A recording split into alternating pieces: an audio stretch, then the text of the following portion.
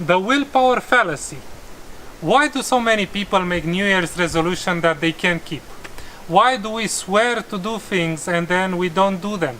Why do we feel that we have no control and we're slaves of our bad habits and our desires and our needs for instant gratification? All of us have things that we want to change. All of us have things that maybe we want to stop doing or maybe want to stop doing. Even you, I'm sure you have habits that you want to change. So why can't we? Because we have a very bad model of ourselves and we don't know how to change. I call this the willpower fallacy. The thing is that despite the fact that we have only climbed out of trees relatively recently from an evolutionary perspective, we think that we are some sort of very logical, very rational beings, completely divorced from our animal nature and from our evolutionary heritage. So we accept that we have bodily needs and things that we need to do for the health of our biological machine, but then we think that our mind is completely divorced from that and that we have this magical thing called willpower. And then when we want to change anything, we think we need to use willpower. Do you want to quit smoking? Use willpower. Do you want to start doing exercise in the morning? Use willpower. Do you want to stop procrastinating and do things immediately? Use willpower. Then we try to do that. We try to use willpower to make the change happen, and we succeed. We do it once, twice, maybe 3 times.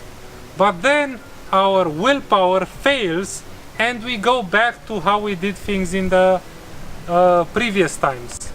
We go back to smoking, we go back to procrastinating, we are lazy and don't go outside to run. So then we think, oh, I must have weak willpower. I cannot change. And then we just give up. That is bullshit. It is false. Willpower is more or less a fairy tale. People don't change because they have exceptional willpower. It is extremely difficult to make any change through willpower alone. Rather, we need to look at ourselves differently. You're not an abstract thing. Your mind is part of your body, part of your brain. They're all intertwined. And how your mind works is that it creates a model of the world and a model of you. And based on that model, it makes decisions. It decides, am I going to smoke or not? Am I going to do exercise or not? And when you use willpower, you basically override that model and make it do something else.